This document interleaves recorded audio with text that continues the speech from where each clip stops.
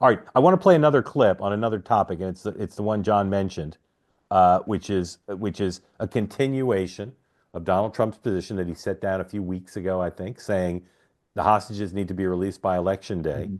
At the time, I said it was a brilliant move because if they're not released, he can leverage that. He gave them a warning, and if they are released, he can take Take credit for credit. it Of rather than course. Joe Biden. But play number two, please.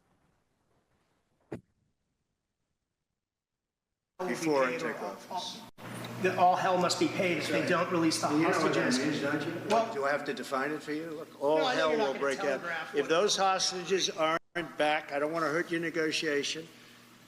If they're not back by the time I get into office, all hell will break out in the Middle East. Can you elaborate? And it will not be good for Hamas, and it will not be good, frankly, for anyone. All hell will break out. I don't have to say anymore, but that's what it is.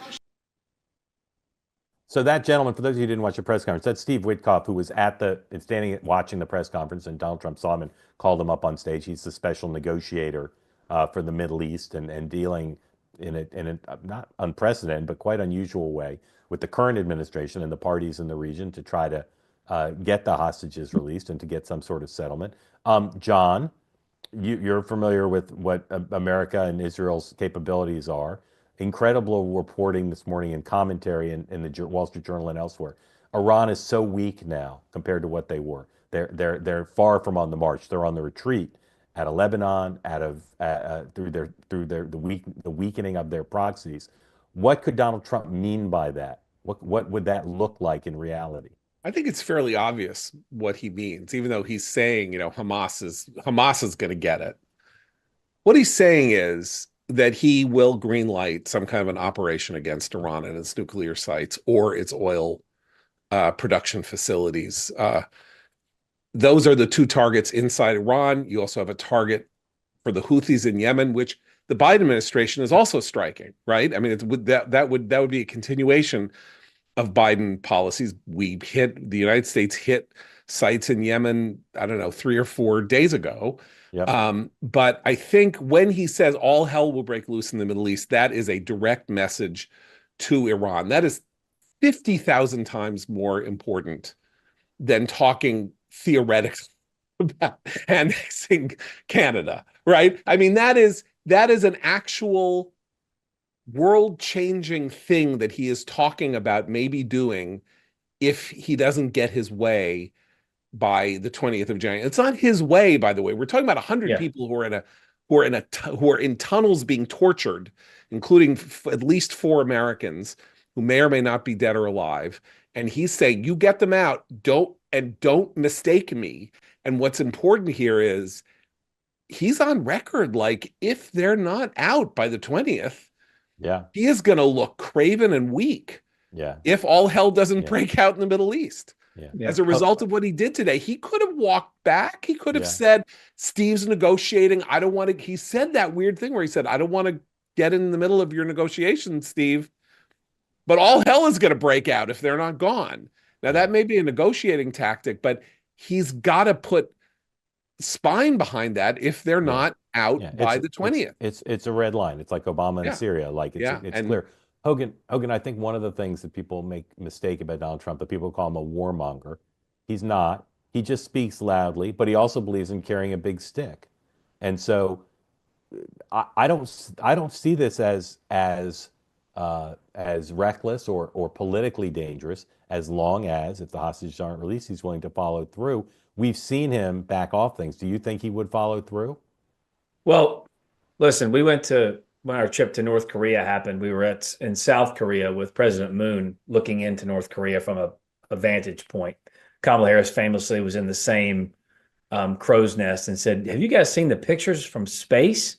They're really impressive." It was so goofy. President Moon said to Donald Trump on that podium, he said, "Mr. President, we used to have rockets flying over our head all the time. Now there aren't any flying over. We feel so much safer." And Trump looked at the press and said, "Say it to them. They don't even believe it. You got to tell them." Barack Obama told Donald Trump North Korea was going to be the biggest threat. There was going to be a war. It didn't happen. It was the first time, obviously, Russia hadn't tried to gain new territory under Trump. So you're right. He's not a warmonger. He wants to make a deal. He wants to keep peace. Obviously, the Abraham Accords, for heaven's sakes. Got rid of, killed ISIS, settled the region, etc. All the things he did, it kind of stabilized not just the region, but the world. I do think, though, he also understands when he did things like taking out Qasem Soleimani, dropping the Moab, etc. He understands the might of our military, what it is capable of. And he will absolutely want those hostages back. And you're right. It's a win-win because if he gets them back beforehand, he can say he did it. If afterwards he has to get them back, he did it. So either way, he can kind of take credit for it. But regardless, he's very serious about these military issues. Having sat with him in the Situation Room many times, he asks some probing, serious questions about how this stuff goes. So I wouldn't get ahead of him. And yes, it's a negotiating tactic because he will never tell you what he wants to do ultimately. Because as you remember, it was Vladimir Putin. He said, Trump was talking about Vladimir Putin, and when he told him he would knock the hell out of him, he said, Putin probably didn't believe me, but he believed me about 10%. And that's all I needed to prevent them from encroaching on another region. So I think if Hamas is listening, which I know they are, they also believe it, but I bet they believe it a whole lot more than 10% based on what he did through the first term. So It's a meandering way to answer your question to show kind of what he did in the past, but I absolutely think he would approve some type of action against Iran. How that looks, what shape that takes, we don't know, but I will say this. Remember, what the incoming administration is trying to do with his cabinet picks is move very quickly. Next week, he's trying to get some of the hearings to start on the national security pieces he wants to put in place. That's not a coincidence. He's talking about Iran in that way. I want to say quickly, just follow up on this. Would not be warmongering for us to hit Iran's sites. Yes. Because Israel and the United States took out Iran's defenses. Yes.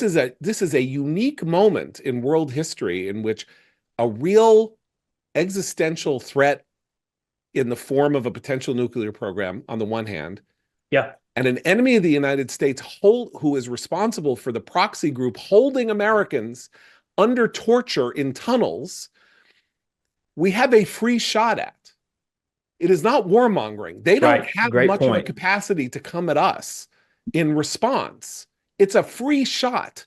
And I think Biden is insane not to take it, to be honest. I've said that in the pages of commentary on our podcast. It is that this is what the strategic events of the last 3 months have led us open to. And I think probably the hostages are going to come out because why would Iran take the risk? Iran controls Hamas. Why would Iran take the risk? There's nothing in it for them not to surrender in this one regard. There hasn't been a moment like this for an American president since, the Shah was in power. I mean, the opportunity to hit them without fear of serious reprisal is every enemy that we have. Right. We heard last, a couple of weeks that we've been hearing from Jake Sullivan and Tony Blinken and all this, how scared the Biden administration was of Russia using a tactical nuclear weapon in Ukraine. And that's one of the things that held them back from really committing to helping Ukraine and all of that. So everywhere we turn, when we think about the challenges of the United States, we have to say what is the risk reward ratio, right? The risk reward ratio, if we engage with North Korea, they're very irresponsible and they can just nail Seoul. China, same thing, the island, Taiwan, whatever, if such a thing should happen. I don't know when in modern history there has been an antagonist that we are currently fighting whose proxy is interfering with the shipping in the Red Sea and in the Indian Ocean that is defenseless against us. So, like I say, I'm not sure it's even warmongering if he were to make a move.